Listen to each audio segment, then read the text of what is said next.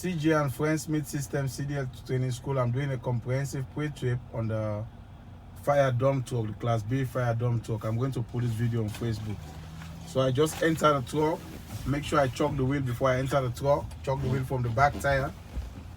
And then I enter the truck. I use 3 points of contact. Close the door. Make sure the door latches properly. And then I put my seat belt on. That's my seat belt. Make sure it latches and unlatches.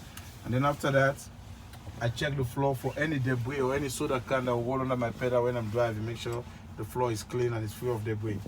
And then I'll check my steering wheel. No more than 10 degrees of play, or some people say no more than 2 inches of play. Now, the pre-trip in-cab inspection is divided into 2 parts. The first part, I have to check everything on this truck without cranking the truck. On the in-cab, I check everything that has to do without cranking the truck. And then the second part is I crank the truck, then I check the rest of the parts. So right now I'm checking the part that I need to check without cranking the truck. For example, my seat belt, I don't need to crank the truck when I'm checking it. Make sure it latches and unlatches properly secured to the vehicle, not bend, broken, or cracked. The floor, I don't need to crank the truck when I'm checking the floor. Make sure it's free of debris. There is no soda can that will roll under my pedal. And then my steering wheel, no more than 10 degrees of play or 2 inches of play. I don't need to crank the truck when I'm checking my steering wheel. So it's properly secured to the vehicle, not bend, broken, or cracked. I'll check my window and the rubber seal on my window. My window is properly secured to the vehicle, not bend, broken, or cracked. The rubber seal is not ripped, torn, frayed, or dry rotted. Okay? Or no abrasion, bumps, or cuts on my rubber. And then I'll check all the mirrors on both the driver's side and the passenger side. They are properly secured to the vehicle, not bent, broken, or cracked. And they are properly adjusted, they're clean. And I can see all the way to the back of my truck. So I don't need to start the truck when I'm checking this. And then my windshield, make sure there is no illegal sticker into it. Okay, there is no illegal sticker. The windshield seal is not damaged, it's not leaking, and you know, they are properly secured to the vehicle, not bent, broken, or cracked. Then I'll check my windshield wiper arm and the blade. They are properly secured to the vehicle, not bent, broken, or cracked.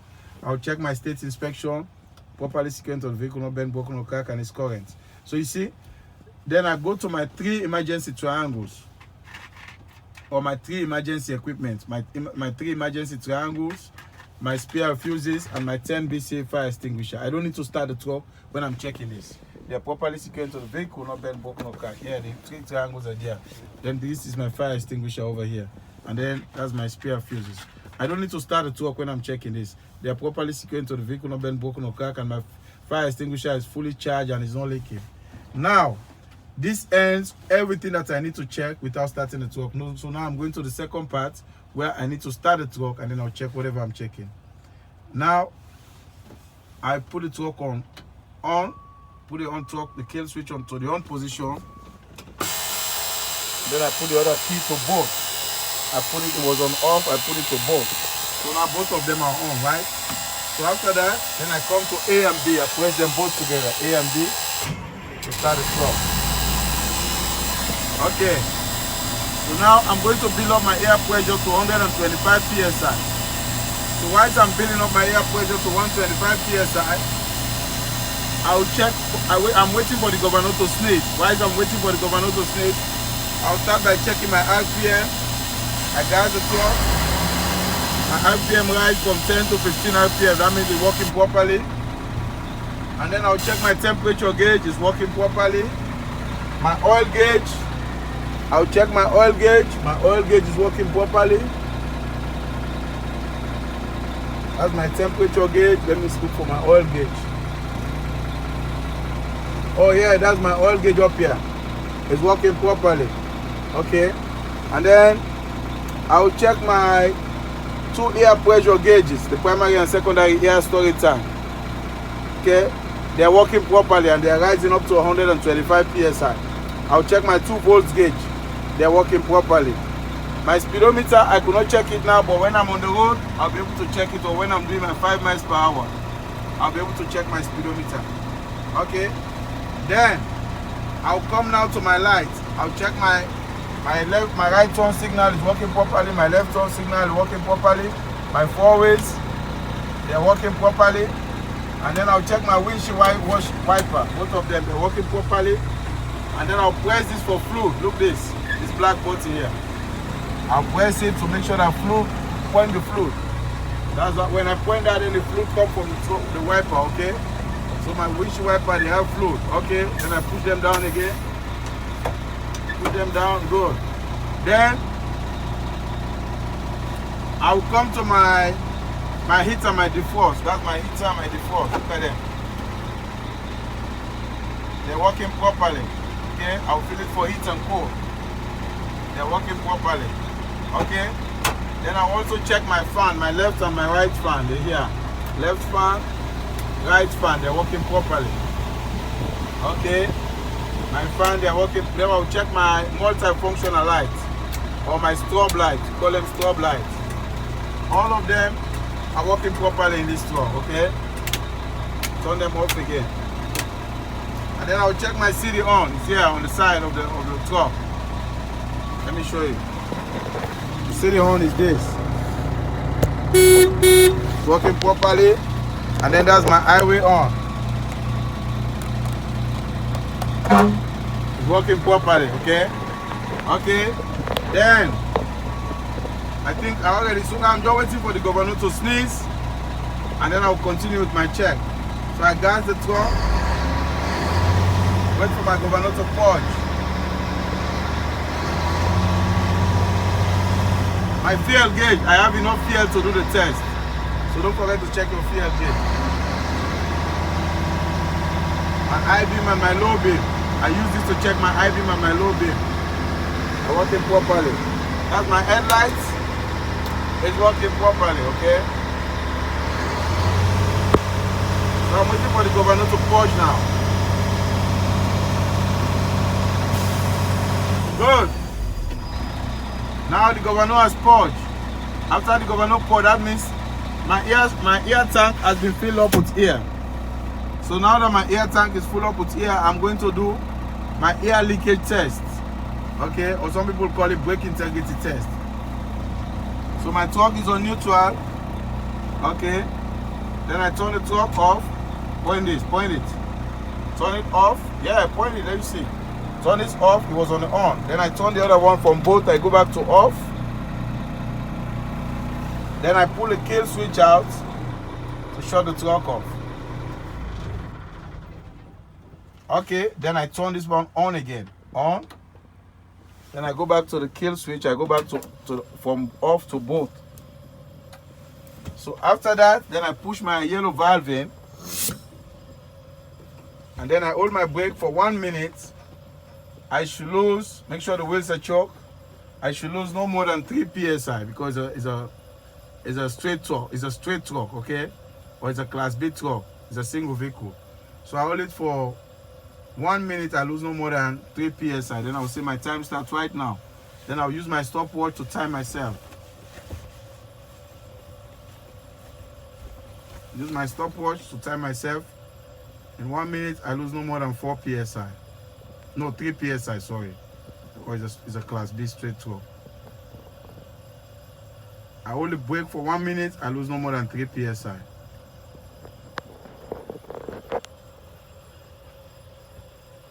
Then I'll hold it for 1 minute.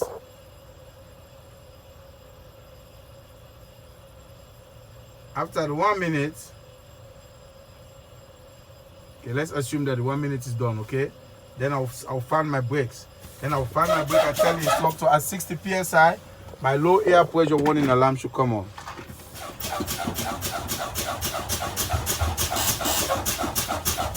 See? That's my low air pressure warning alarm. That's the buzzer.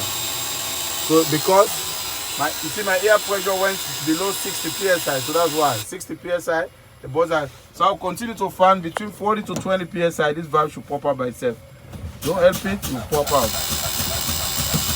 Good, okay? It pop out. So after I pop out by itself, then I push this in again, then I crank the truck. To build up my pressure to do my torque test now. So I'll gas it again.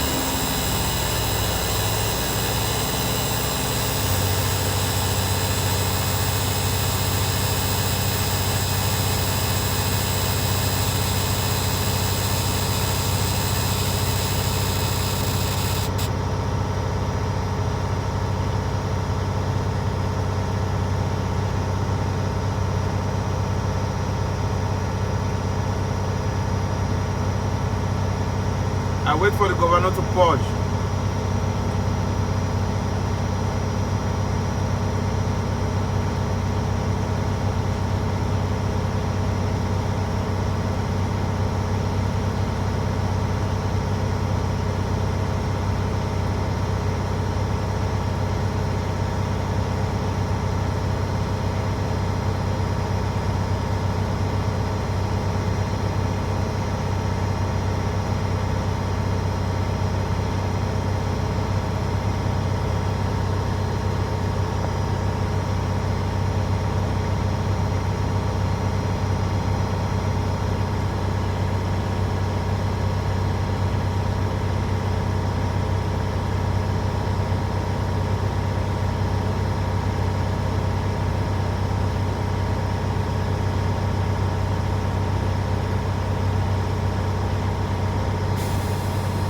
Good. Now when the governor poured, that means my air tank has been filled up with air. So now, whilst this, my parking brake is out, I put the truck on drive. That is 1 - 4. That's drive. Then I gas it to see if the truck will move. Good, the truck did not go nowhere. So that tells you that my parking brake on this tractor is working properly. Okay. Then I'll push this down and then do my 5 miles per hour while the truck is still on 1 - 4, which is drive. Then I gas it 5 miles per hour and I come to a stop. Then I say my truck did not pull to the left or to the right. Okay, so that means I don't have no brake problem, I don't have no alignment problem and no steering problem. So at this point I'll tell the DMV to please go outside and I'll put the truck on neutral again. Tell the DMV to please go outside and check all my lights on this truck. Then the DMV will stand in front of the truck. They will say, make your left turn signal, turn your left turn, turn your right turn, I turn it. They will say, put your headlights, I put it, your I-beam. That's my I-beam, low beam, I put it. Then it will say, your 4 ways, I put my 4 ways on. Okay, then it will tell me to step on the brake, I step on the brake. They go back to the back, they say, put your 4 ways, turn, put your left turn, right turn, everything works.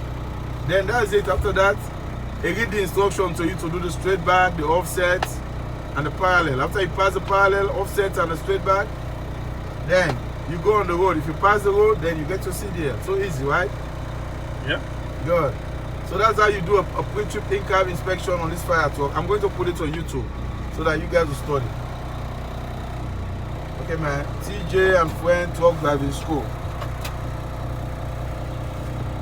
Let me just pull up and park over here.